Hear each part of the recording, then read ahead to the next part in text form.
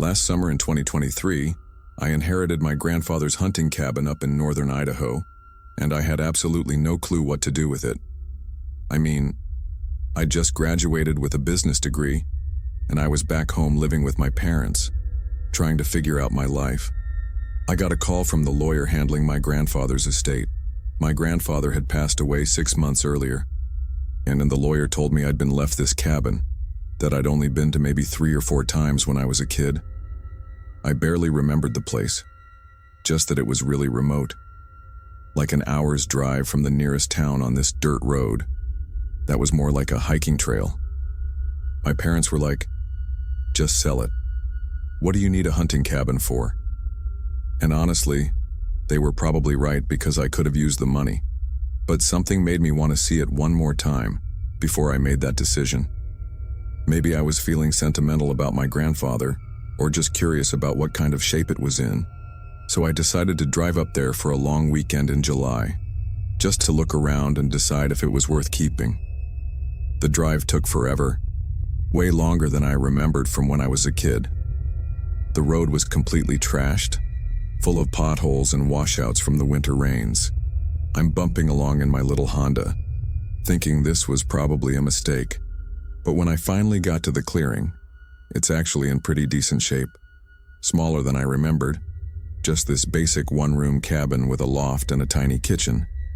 But my grandfather had always been super meticulous about maintenance. Clean, dry, no signs of animals getting in. Not bad for a place that had been empty for half a year. I spent Friday just going through his stuff, which was honestly pretty overwhelming. We hadn't been super close, so seeing all these pieces of his life I never knew about, like hunting rifles, fishing gear, photos of hunting trips with his buddies, it was a lot. My plan was to stay until Monday, then drive back and probably put the place on the market. But Friday night changed everything. I was sitting by the fireplace, reading one of my grandfather's old hunting magazines, when I heard what sounded like breaking glass from outside.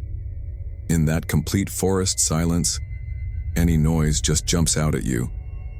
I figured maybe a tree branch fell on something, but then I heard it again, followed by what sounded like voices. I grabbed a flashlight and stepped out onto the porch, and that's when I noticed lights moving around at another cabin across the valley, maybe a quarter-mile away through the trees. My grandfather had mentioned there were other cabins scattered around, mostly vacation rentals, but it was the middle of July on a weeknight. Who'd be there with flashlights instead of just turning on the regular lights? I watched for a few minutes and realized the lights were moving in a really systematic pattern, like someone was searching through the place room by room. That's when it hit me. I was probably watching a break-in. I went back inside and tried to call the police, but of course, there was no signal. I thought about driving to town, but by the time I got there and brought police back, whoever was breaking in would have been long gone. Plus, I wasn't even sure what I was actually seeing. So, I decided to get closer and see what was really happening. There was an old deer trail that led down toward the valley, and I figured I could get close enough to see without being noticed. I crept through the trees for about 20 minutes, trying to stay quiet on the pine needle carpet. When I got close enough to really see what was going on, my stomach dropped. These weren't just random burglars. They were professionals. 3 men with heavy-duty equipment, methodically stripping electronics, hunting gear, anything valuable from the cabin. I crouched behind some fallen logs, trying to get a better view so I could describe them to police later. I needed to see faces, get details. As I shifted position to see around a tree, my wallet must have slipped from my back pocket, but I was too focused on what I was witnessing to notice. Then I made the worst mistake possible. As I leaned forward for a clearer view, my foot caught on a loose branch. It snapped with a loud crack that echoed through the quiet forest. All 3 men stopped what they were doing and looked directly toward where I was hiding. My heart hammered as I pressed myself flat against the logs, hoping the darkness would hide me. One of them pointed in my direction and said something to the others. I held my breath, not daring to move a muscle.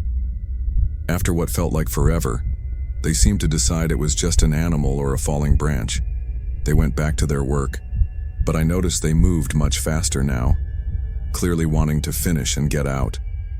I waited until I heard their vehicles drive away, then scrambled back up the trail to my cabin as fast as I could. My hands were shaking from the adrenaline rush. Back at the cabin, I tried to call the sheriff's department, but still had no signal.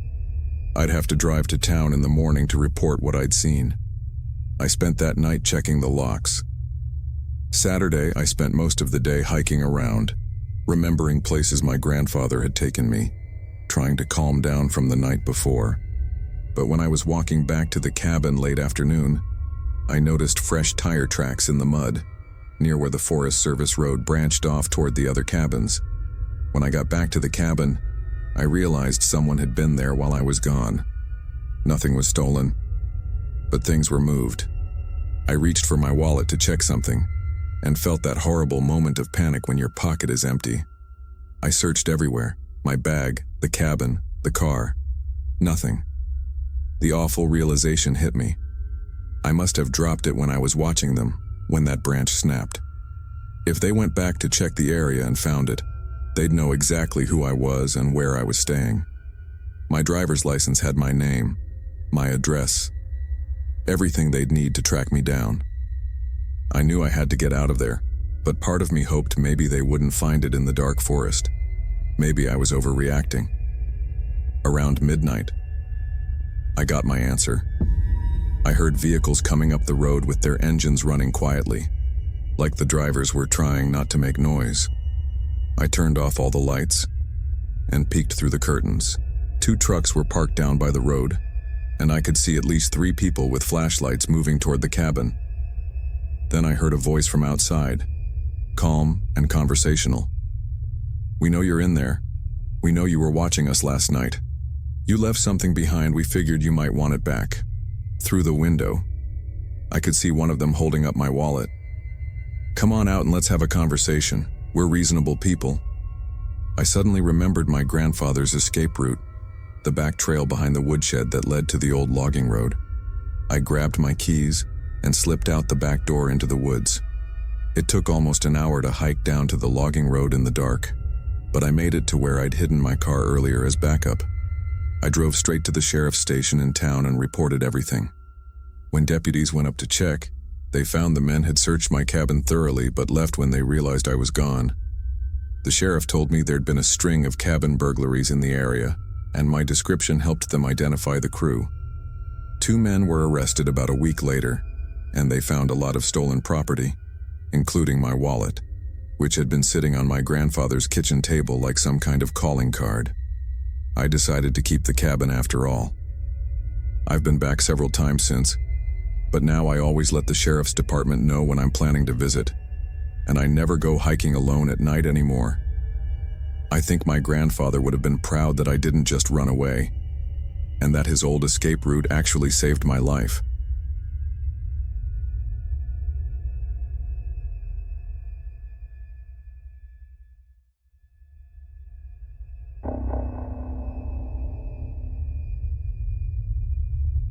There were 3 things I should have done differently that weekend in March 2019, and if I'd done any one of them, I wouldn't be jumping at every unexpected noise 2 years later. My name is Tyler, and back then I was 20, a junior at Stanford grinding through pre-med courses that were slowly destroying my sanity.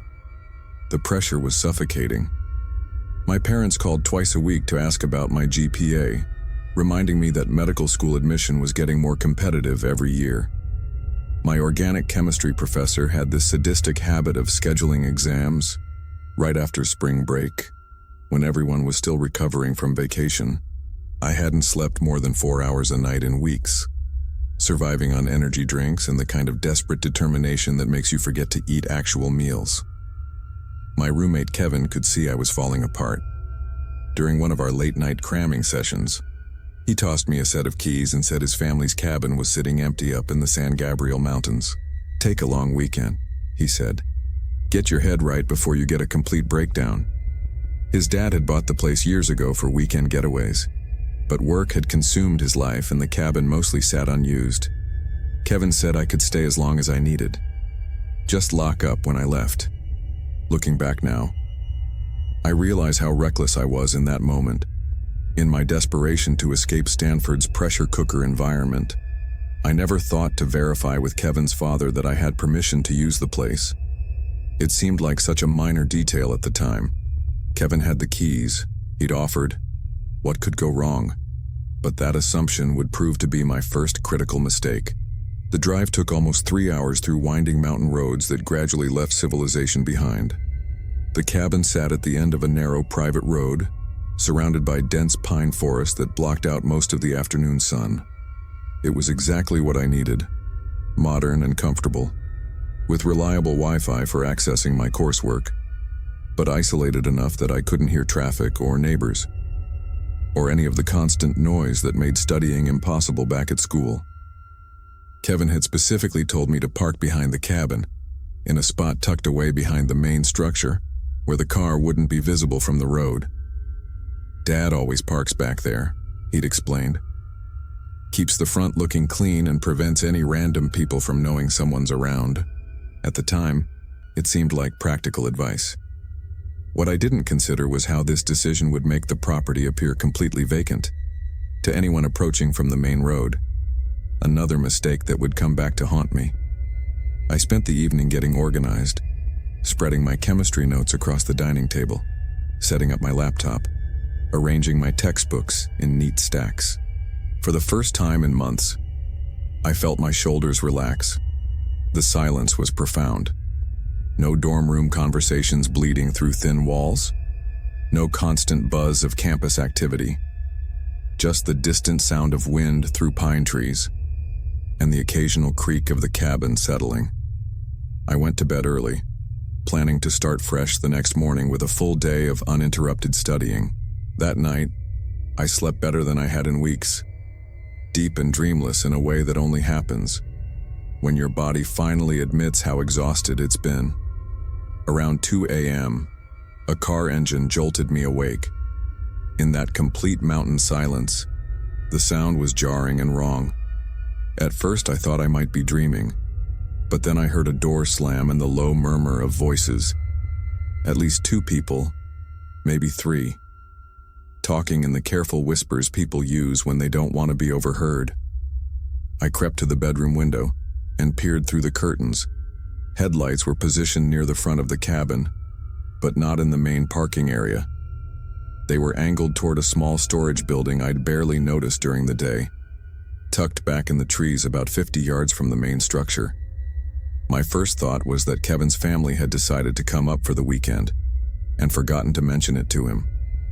I got dressed quietly and made my way downstairs, planning to introduce myself and explain the situation.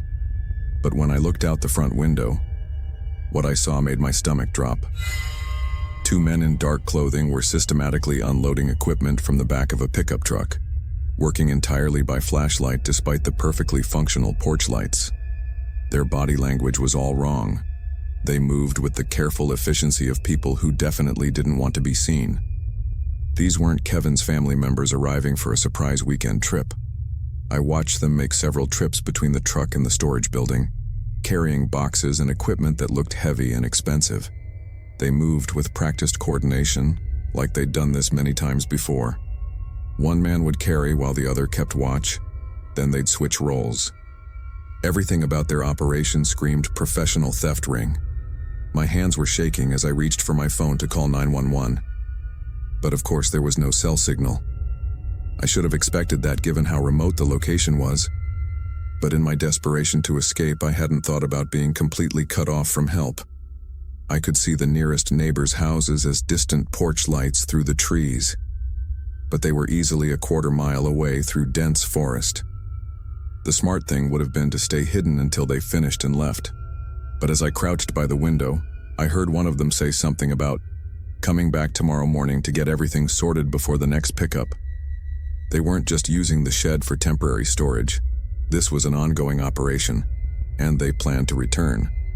They'd definitely discover my car behind the cabin as soon as daylight made it visible. What happened next was born out of pure panic rather than rational thinking. Instead of staying hidden, and waiting for an opportunity to hike out to civilization, I convinced myself that I could sneak out to my car and escape. If I could get to my car quietly, I reasoned, I could drive down the mountain until I had cell service and call for help. The men seemed focused on their work, and my car was parked on the opposite side of the cabin from where they were loading the shed. It seemed like a reasonable plan in my terrified state. I slipped out the back door, moving as quietly as possible across the pine needle carpet that covered the ground. The night air was sharp and cold, carrying the scent of sap and damp earth. Every footstep seemed unnaturally loud in the mountain silence. I was maybe 10 feet from my car when a flashlight beam suddenly blinded me and a voice shouted, "Stop right there, don't move." The next 20 minutes were the most terrifying of my life. One man kept a gun trained on me, while the other searched my car and rifled through my belongings, pulling out my Stanford ID, my wallet, my phone. They peppered me with questions in harsh whispers. Who was I? Who had I called? Did anyone know I was there? Was I working with law enforcement? When they realized I was just a college student, who'd stumbled onto their operation by sheer bad luck, their voices took on a tone that made my blood freeze. "Kid's seen too much," one of them said, almost conversationally. "Can't just let him walk away." "Place is perfect," the other agreed. "No one would find him for months up here." I stood there trembling, trying to think of something to say that might save my life, when we all heard the distant sound of a car engine coming up the mountain road. The men immediately tensed, clicking off their flashlights and listening intently. Through the trees, we could see headlights approaching, moving slowly like someone searching for something. "Sheriff's patrol," one of them hissed, recognizing the distinctive pattern of a spotlight sweeping through the forest. Apparently, someone else had noticed unusual activity and called it in. The two men immediately bolted for the tree line, abandoning their truck and all the stolen equipment they'd been so carefully organizing. A few minutes later, a deputy found me sitting beside my car, still shaking from the encounter. After I gave my statement, he explained that the sheriff's department had been tracking a sophisticated theft ring, operating throughout the mountain communities. The equipment these men had been storing matched descriptions from several recent burglaries, high-end electronics stolen from vacation homes and retail stores. They caught both men about a mile into the forest later that night. The investigation revealed they'd been using remote cabins and storage facilities for months, targeting locations they assumed would be unoccupied. Kevin's family's cabin had been on their list, because they'd observed it sitting empty for weeks at a time. I never did get any studying done that weekend, but I learned lessons about awareness and caution that probably matter more than anything I could have memorized from a textbook.